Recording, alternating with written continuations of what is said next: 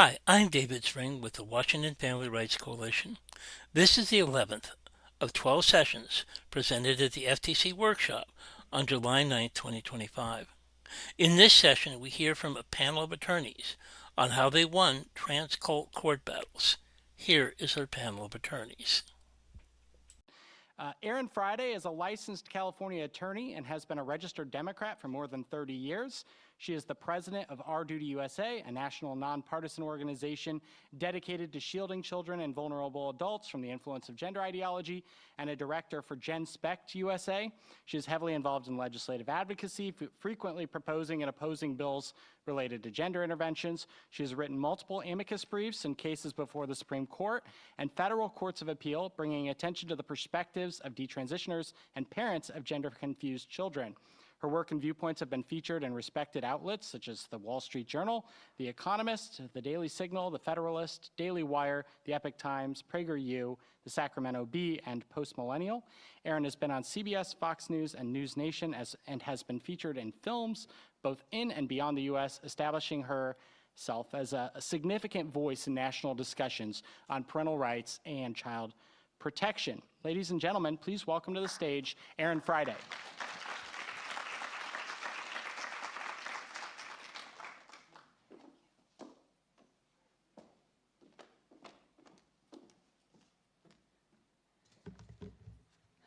Good afternoon. I am honored to speak today as an awakened Democrat from California. I know, oxymoron. I am offering a roadmap for investigations into the nefarious gender industry. Dismantling the worst medical scandal in human history requires an understanding into the collusion among nonprofits, the medical community, and our government that has created a new category of humans who were inconceivably born in the wrong body. This has led to an ever-growing billion-dollar industry to fix them.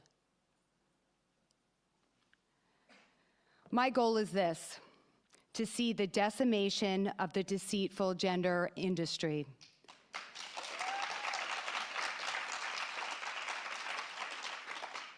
For both minors and adults.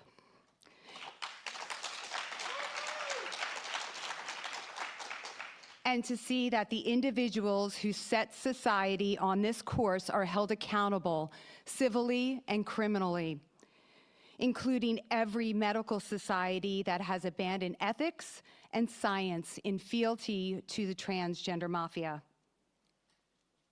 Oops, go back. In 2007, endocrinologist Norman Spack and his protege, psychologist Laura Edwards Leeper, opened GEMS at Boston Children's, the first pediatric mutilation clinic. Dr. Spack and Leeper abandoned the established treatment of watchful waiting for children who were distressed about their sex, a cohort of children that had a desistance rate of 98%, if not affirmed. They not only adopted the flawed Dutch treatment protocol, but they streamlined it, moving children even faster towards medicalization, because according to Leeper, there were staff shortages.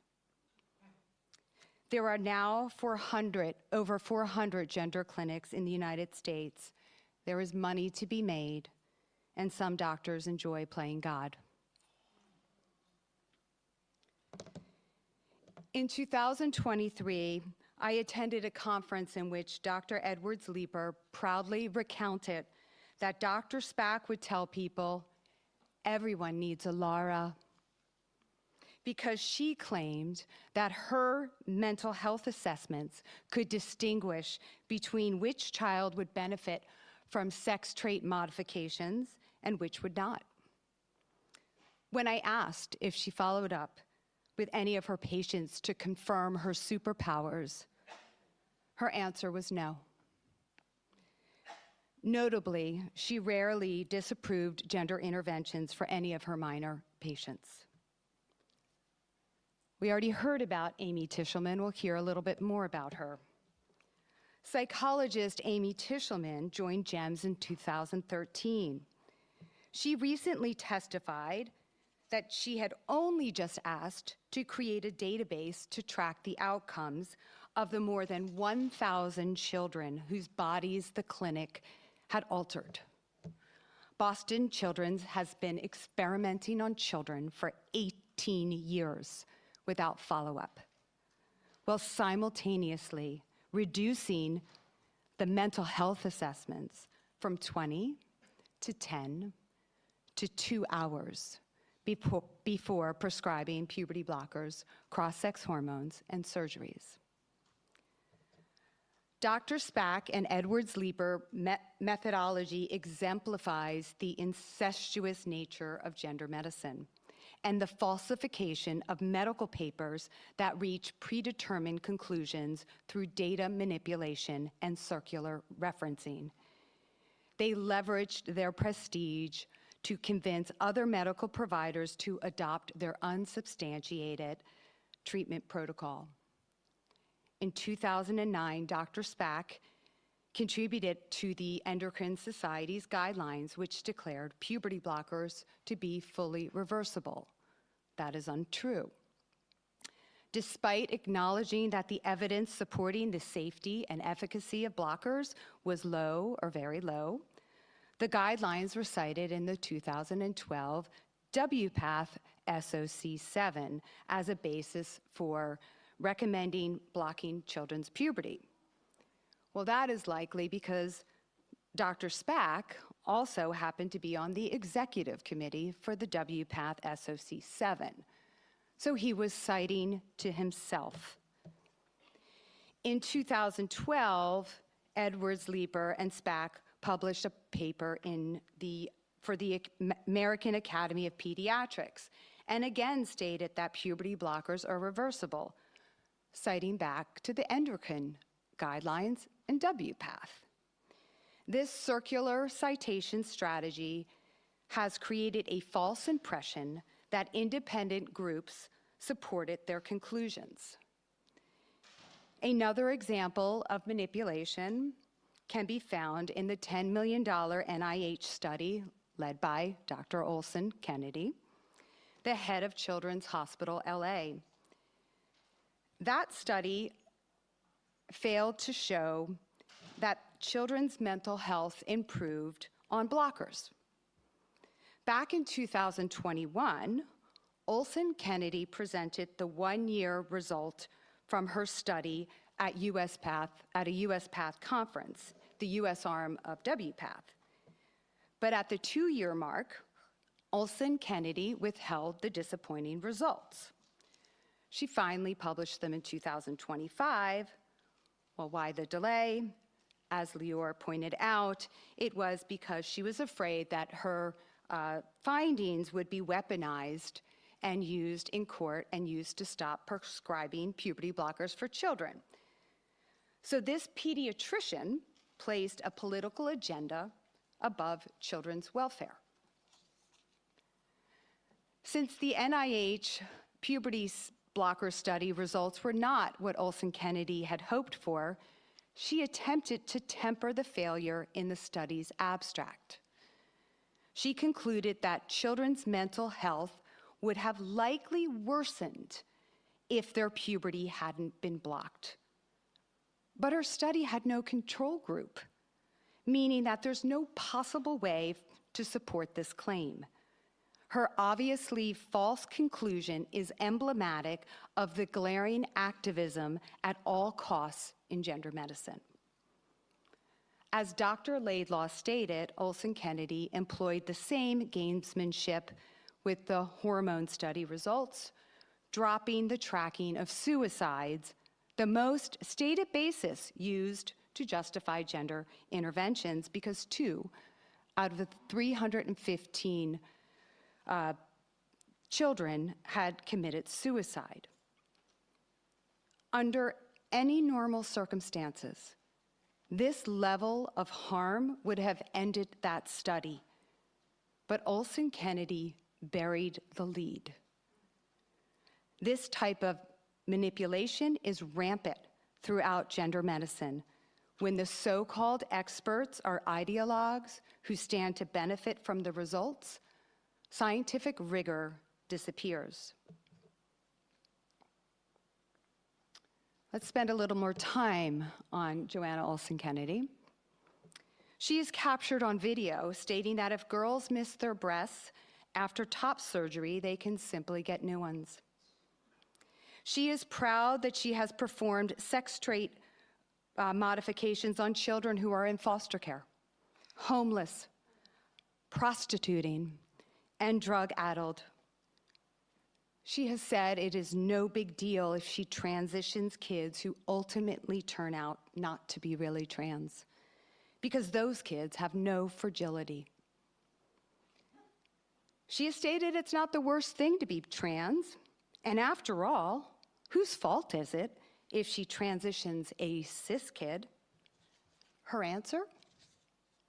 The child patient.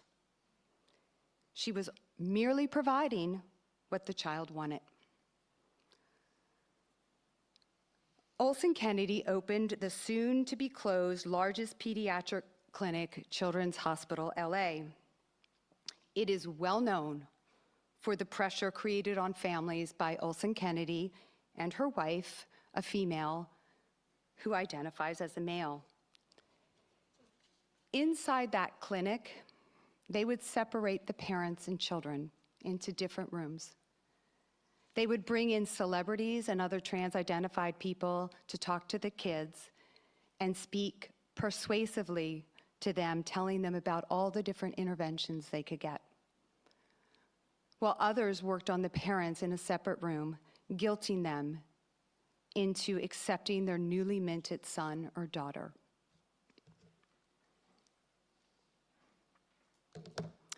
Olson Kennedy partnered with public and private schools through Gender Spectrum, a now largely defunct advocacy group whose mission was to, and I quote, get gender ideology into every classroom. She, along with other clinicians, used schools as pathways to create and find her victims. Here is an example.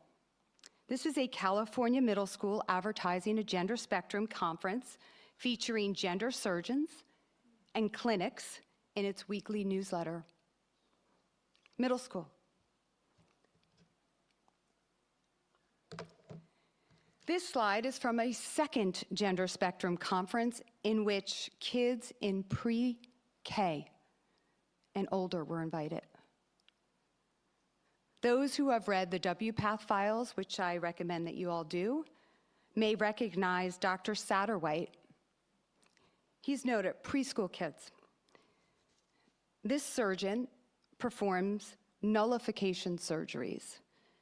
Think Ken doll crotch. He also performs surgeries that leaves a person's natural genitalia intact while adding fake opposite sex genitalia. Keep this in mind as you hear the phrases life-saving and medically necessary. Then there's Scott Moser, who was caught on video stating that he has no age limit for removing girls' breasts. He also contributed to the adolescent section in WPATH's SOC version 8. What we really need is a crime board showing the connections and reach of each provider, because it's quite stunning how a few people can create a whole industry that preys on the vulnerable.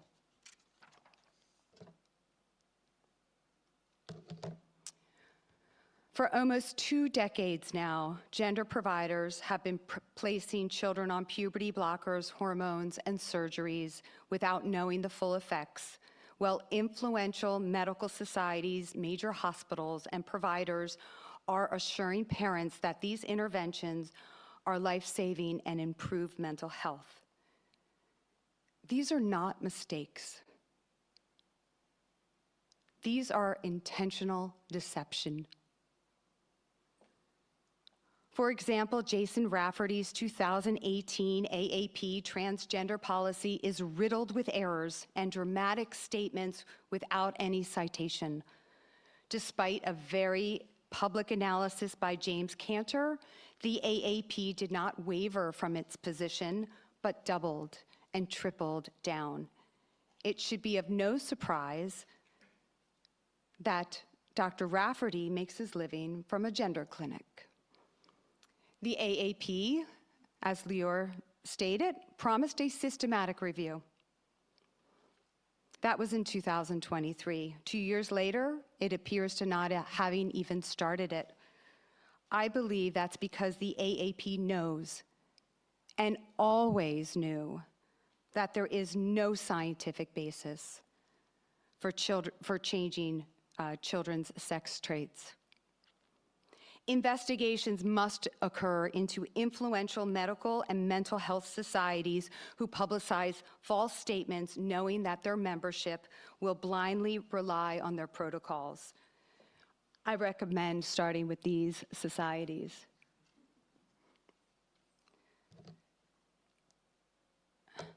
Sticking with puberty blockers, the number of kids being placed on puberty blockers is increasing at an unprecedented rate. These figures here don't include Kaiser Permanente. We heard earlier about Kaiser. They are a giant in the trans industry. And they seem to make money both as insurer and provider, and that needs to be investigated.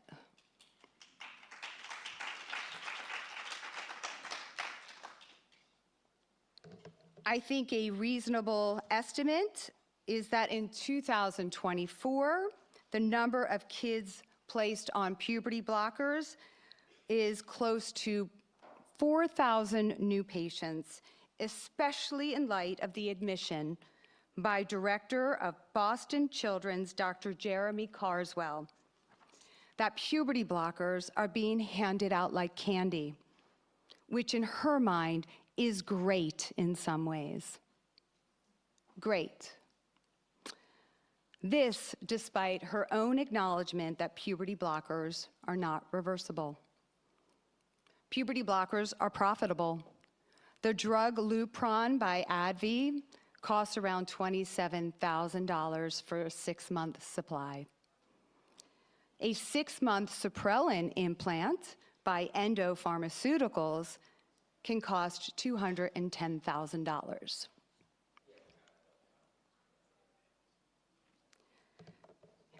UCSF is a leader in altering children's sex traits.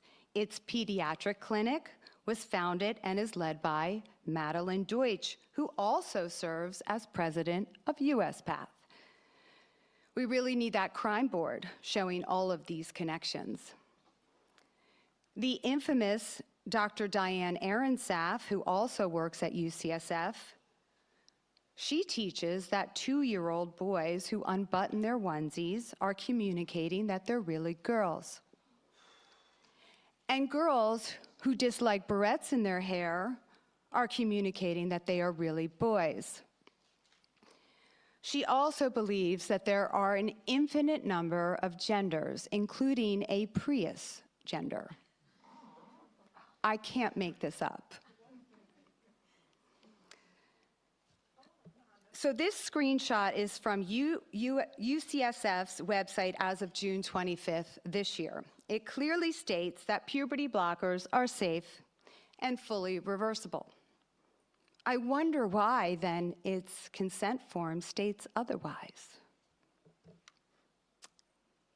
This is a consent form from 2021.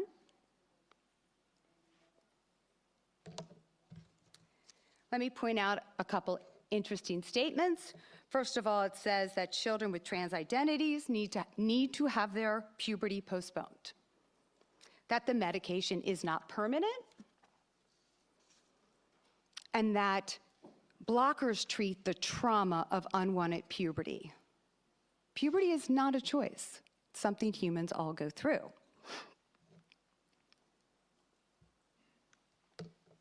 Next, it says that the long-term effects and safety of puberty blockers is not completely understood.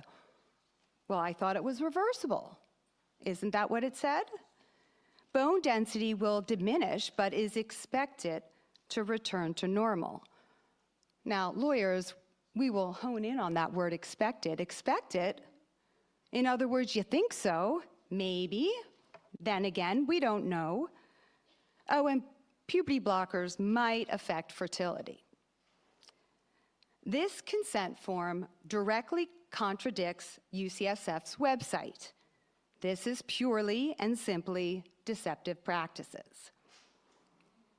In this example, the child's doctor was Stephen Rosenthal, who partnered with Joanna Olson Kennedy in the NIH study that still has not released the results of puberty blockers' effect on a child's physical health. Rosenthal also contributed to the Endocrine Society's and Pediatric Society's guidelines for transgender health, both of which state blockers are safe. Rosenthal and Olson Kennedy need to be at the center of the crime board.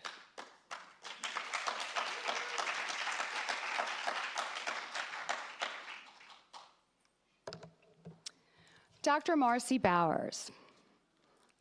He is the current president of WPATH. He justifies the eunuch identity for children because the word eunuch appears in the Bible. Again, I can't make this stuff up. As this country's most prolific castrator, having performed over 2,000 penile inversion procedures, including on children, he admitted during a Duke symposium that puberty blockers started at Tanner stage 2 plus estrogen result in a life without any sexual pleasure for males. How does one explain to a 9 or 10-year-old that he will never experience sexual pleasure in a manner that he can understand and consent to? We all know the answer: it can't be done. Incidentally, billionaire J.B. Pritzker, the governor of Illinois, and his trans-identified brother are major contributors to Duke. A 2024 Mayo Clinic study reports mild to severe gland atrophy and changes in testicular cells in males treated with blockers. It reports that this finding calls into question the reversibility of blockers. Irrespective of this admission, the Mayo Clinic's website as of this June continues to state that puberty blockers are reversible. Almost every major medical clinic or gender clinic advertised on its website that puberty blockers are reversible or merely a pause button without knowing those statements are untrue or at best unknown. Some have been scrubbing their website since the executive order and FBI probes were announced. I watched it in real time. I want to spotlight one particularly dangerous gender clinic, and that is Seattle Children's Hospital. Not only does it state that gender interventions are life-saving and puberty blockers are reversible, but it partners with its autism center. Youth with autistic traits are overly represented in the exploding cohort of children and young adults adopting trans identities. They tend not to conform to rigid sex stereotypes, leaving them vulnerable to believing that there's something wrong with them. Combining the autism and pediatric gender centers provides a steady stream of patients for expensive and lifelong gender treatments. Seattle Children's is not alone in this marketing scheme. Seattle's gender clinic authored and the AAP published a perspective advancing the notion that refusing to modify a child's sex traits constitutes medical and emotional abuse. Parents who refuse to consent to have their daughter's breasts removed or sexual function destroyed are seen as abusers by the largest pediatric medical society in the United States. And if I recall correctly, Seattle Children's had one of the most prominent booths at the AAP convention this year, where some detransitioners and I were escorted out from our paid-for booth because we dared to try to educate pediatricians. So yes, the AAP knows of the harms, but continues to support gender procedures.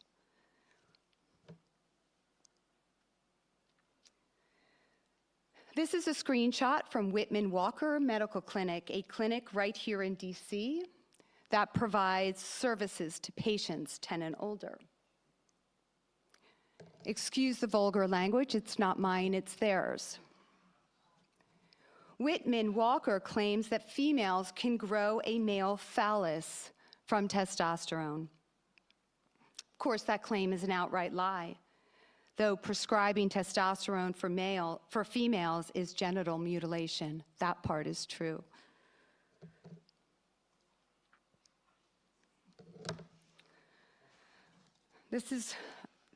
I want to spotlight one surgeon and who deserves immediate investigation, and this is Dr. Sive Gallagher, a plastic surgeon in Florida. An FTC complaint was filed and ignored under Biden, but I hope this administration will investigate this predator who targets the youth, the overweight, and the vulnerable.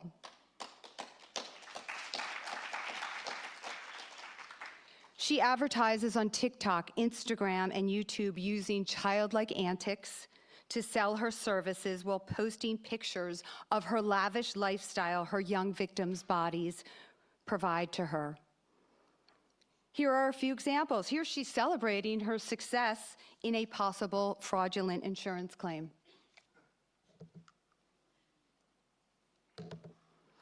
Here are a couple pictures of her victims.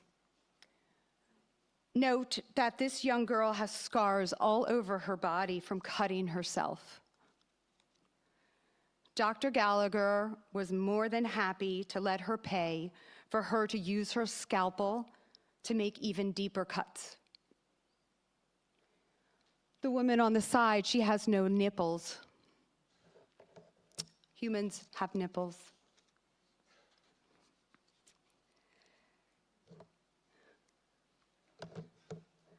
Turning to cross-sex hormones, there are two major online distributors of cross-sex hormones, Plume and Folks. Both are supposedly only accessible to adults, but their marketing suggests otherwise. Plume started with seed money from Kraft Ventures, one of California's most prestigious VC companies, raising over $38 million. Both of these online cross-sex hormone distributors are capitalizing on the market predictions of substantial growth in the gender industry. In 2022, cross-sex hormone sales were a $1.6 billion business. Planned Parenthood is also reaping the benefits of this market. This is why they want to shut us up.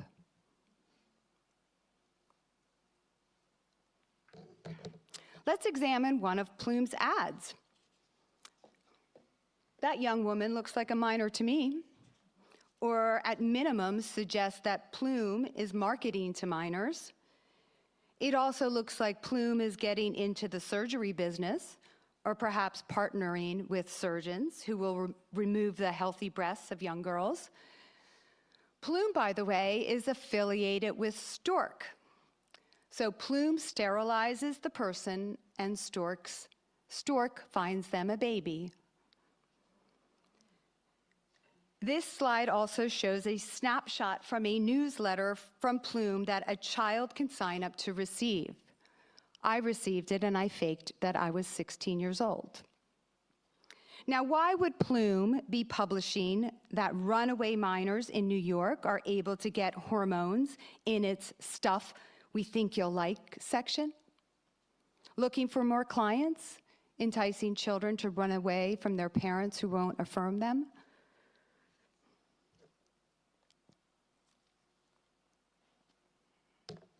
Folks also markets to children. Folks had its Senior Director of Audience Development, Kai Prosha, speak to kids from Friends for Youth at the Chan Zuckerberg Center. The kids there looked to be about 10 to 14. I was actually there. Kai, a male who was wearing an outfit worthy of the red light district, talked about medical transition to a group of at-risk children.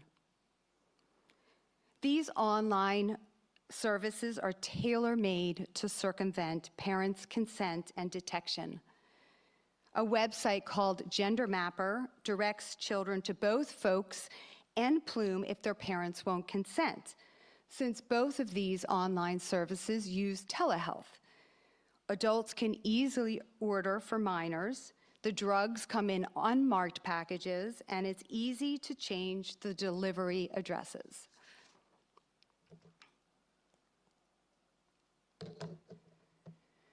The mental health providers across the country have colluded with the medical gender complex in their abject failure to safeguard against transgender interventions.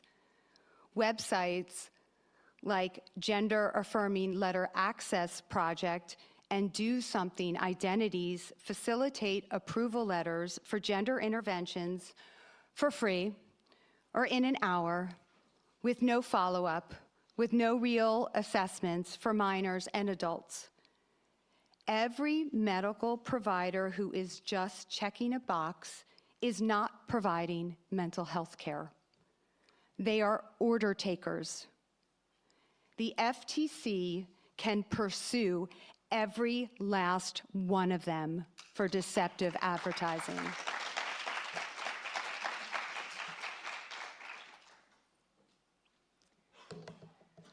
Well, this may be out of the FTC's purview. I do want to raise the college transgender connection. Many colleges have transgender clinics right on campus or are affiliated with them, providing an endless stream of paying customers. Parents send their kids to college for an education, and their daughters come home with missing breasts and facial hair, and their sons on estrogen.